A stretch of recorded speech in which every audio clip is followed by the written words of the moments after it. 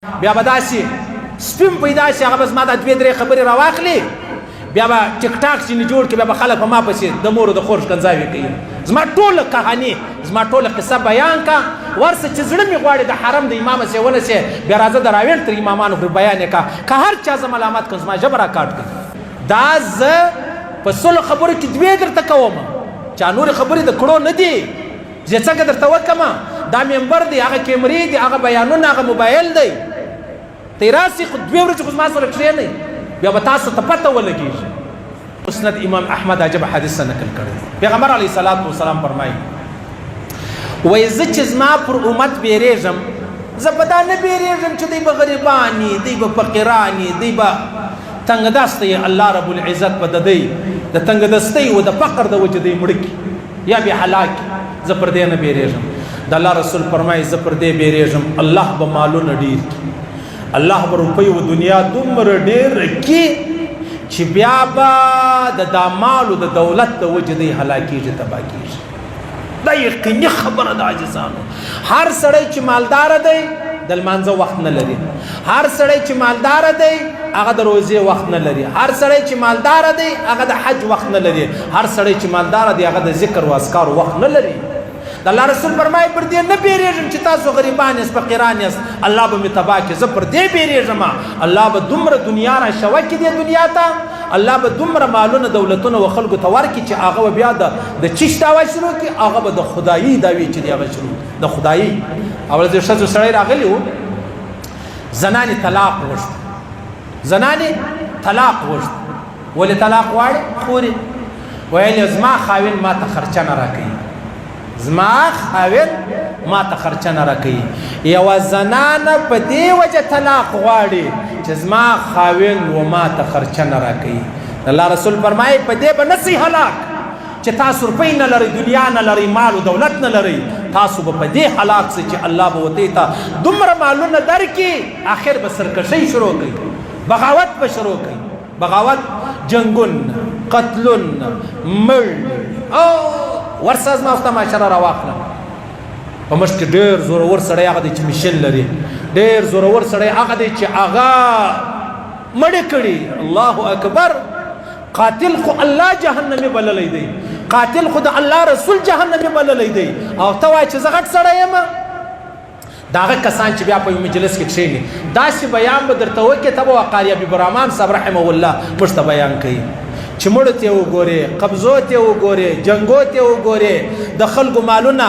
په زور اخیستل وګورې حریان به شي چې الله دا څه ماجرات دا څه حال دی دلته ماته د نیکۍ خبرې کوي لیکن عمل هغه دی چې نیم جهان له ده زیر دی نیم جهان د ده چې دی هغه بېزاره دی نو د الله رسول فرمایي زه پر دې نه بیریږم زما پر امت چې هغه به غریبان وي هغه به فقیران وي هغه به الله هلاک کړي د فقر او د غربت د وجې زه پر دې بیریږم الله به دنیا ډېره درکړي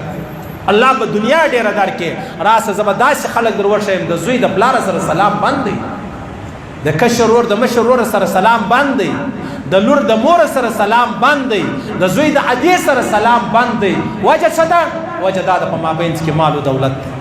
دغه مال و دولت موږ دومره سرکشه کړلو موږ یې دومره باغیان کړلو چې نن موږ و خپل بابا ته د بابا په سترګه نه ګورو و خپل مشر ته د مشر په سترګه نه ګورو و خپلې خور ته د خور په سترګه نه ګورو ورسې څونه خوندې دي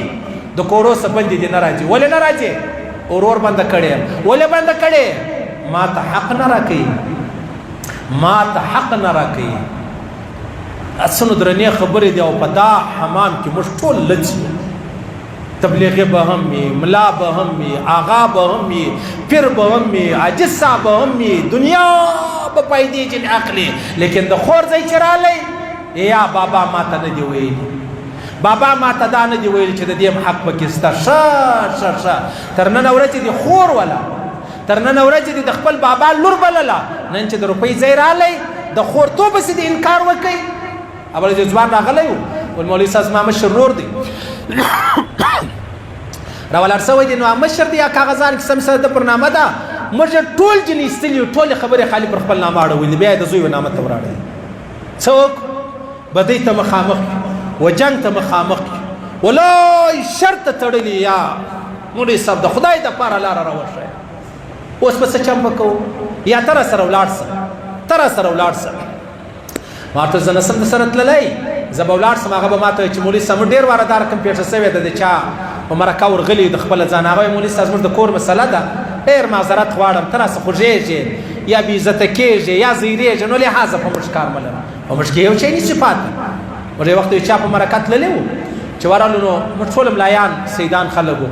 دا سړی په دا بیټک کول خو یوه ګنټه بعد رال نه اوبه نه چای نه پوښتنه یوه ګنټه بعد چې رالي ول خیر دی موږ ویل یاره داسې ستا او دا بل جګړه سره سوې ده راغلي ول ته څوک یې وځئ ټوله وځئ الله اکبر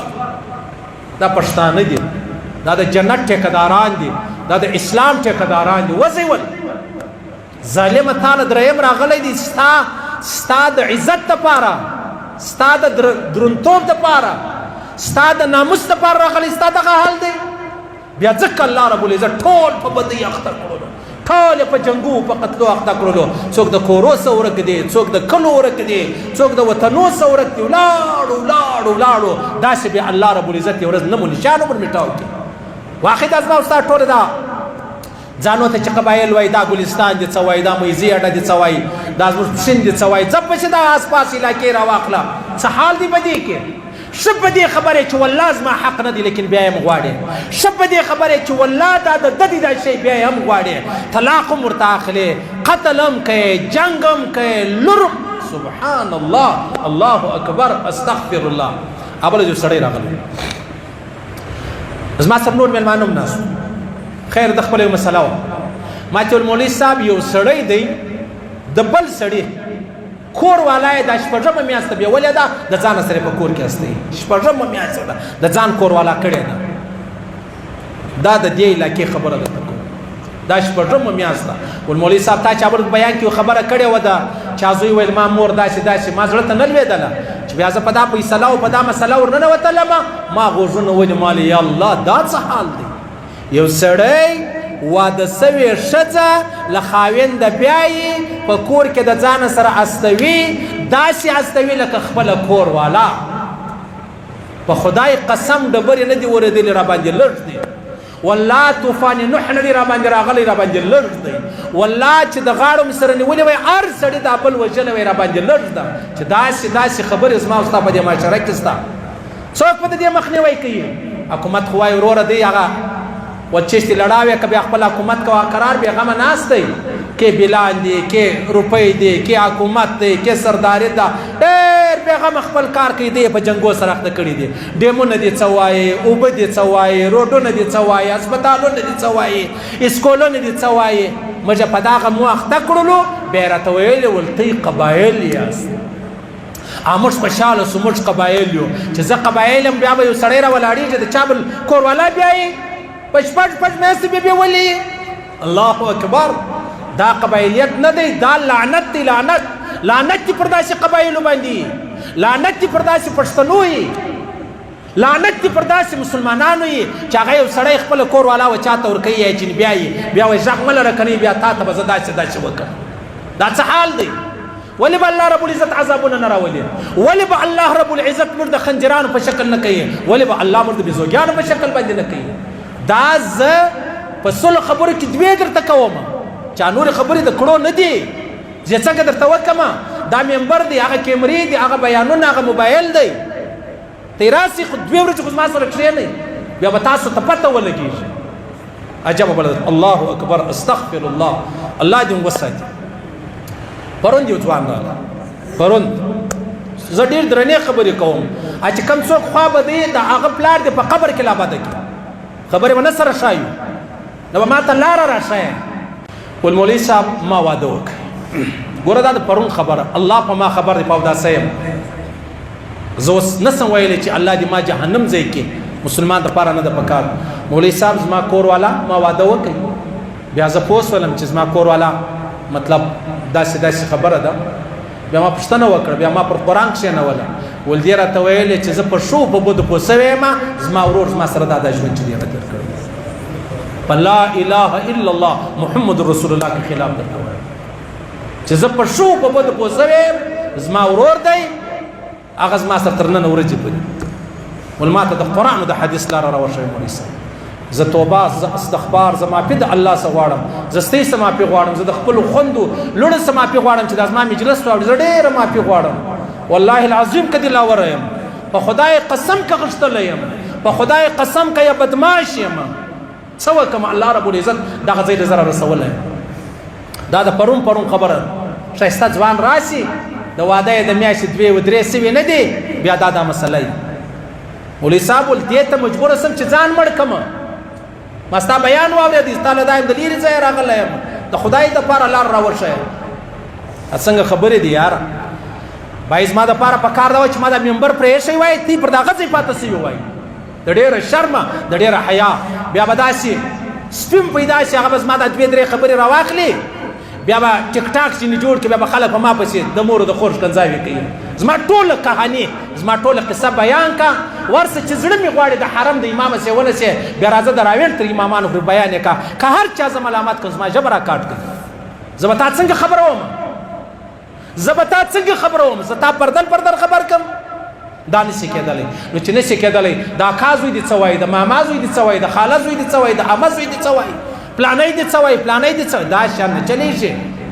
هیڅ په اسلام کې د دې خبرو گنجایش نشته که نه منې دا یې د ورور حال دی ولې د الله رسول فرمایي چې کله کوچنیان بچیان 7 کالو ته ورسېدو اتو 9 کالو ته ورسېدل بسترې ورجلا کړي ولې فرمایي کوچنی ورور خور په یوه بستره کې سره پرېوځي چې کله 7 کال اتو 9 کال ته بیا بسترې ورجلا کړه د الله رسول فرمایي هغه 1400 کاله مخکې د الله رسول فرمایلی دي نن ما ورته څنګه کوو زه څه درته ووایم دا زه د شکارپور کیسې نه درته کوم دا زه د انډیا کیسې نه درته کوم دا د پخو پښتنو کیسې درته کوم د دیندارو پښتنو کیسې درته کوم چې په مسجد کې د دې د لمنځو د لاسه لار نه کیږي زه به د دې خبرو څخه عبرت اخلم تاسو هم د دې خبرو څخه عبرت واخلئ ما مخکې درته ویلي چې ما ته کور والا ویلې بیا د بي د ډېره معافي ما ویل ډېر راته ویلې داسې نږدې هغه قریبان عزیزان دي نږدې یعنې ورونه بل دا زنانو ته به ډوډۍ وکړم ما ورته په دوژخ کې هغې سره ویني ډوډۍ نه غواړي صحیح سلو ته به دا خبرې جوړوې بیا به د عزت بچاوېږي کنې هېڅ څوک د چا د عزت په کیسه کې نه دی هېڅ څوک نه دی چې یو سړی د چا کوروالا 6 میاشتې د ځانه سره ګرځوي یعنی دا که ما یوه خبره خلاف وکړه په تاسو هر سړي ته په تاسو کې حق دی زما ژبه راپرې کړي او که ما صحیح خبره کړې وې رښتیا خبره مې کړې وله نعوذ بالله الله اکبر الله دې ما ته هغه جهنم راکړي چې د ابو جیل مرکز دی یا ځای دی که به زه خپل شهرت غواړم یا زه دا غواړم چې یاره زما په فیسبوک کې ویوز زیات خلک زیات زه نه غواړم الله په ما خبر دی که زما نفس دا غواړي یا الله ما د نفس د شرارت وساته زه ستا د عزت لپاره وایم زه د خپل عزت لپاره وایم زه ستاسو د وطن د علاقې املا یم زه ستاسو د وطن د علاقې امام یم چې څه ته یې هغه زه یم خیر ټیم را باندې پراته زما خبرې ډېرې پاته وي عزیزانو الله دې هدایت راته وکړي الله دې معاشره د داسې خبرو وساتي الله رب العزت دا چې څه پریشانۍ غمونه الله دې ودې خلکو ته هدایت که هدایت نه یا الله په سکینټو کې و هغه قبر ته ورسوه چې بیا قبر لا ورک سي الله رب العزت زموږ د کورو عزتونه را بچاو د هر چا په کورو کې غمونه پریشانۍ راغلي دي هغه د الله رب العزت د دې لپاره د جنت سبب وګرځي الله رب العزت دا ټول عذابونه فتنې څه الله دې د خپل حبيب په خاطر د محمد رسول الله په خاطر دا خبرې لمر سلیری کې الله دې ویل او دې قبول منظور وګرځي الله دې پر دې تور مستمر راکړي چې موږ مرو دا ویلا اله الا الله محمد رسول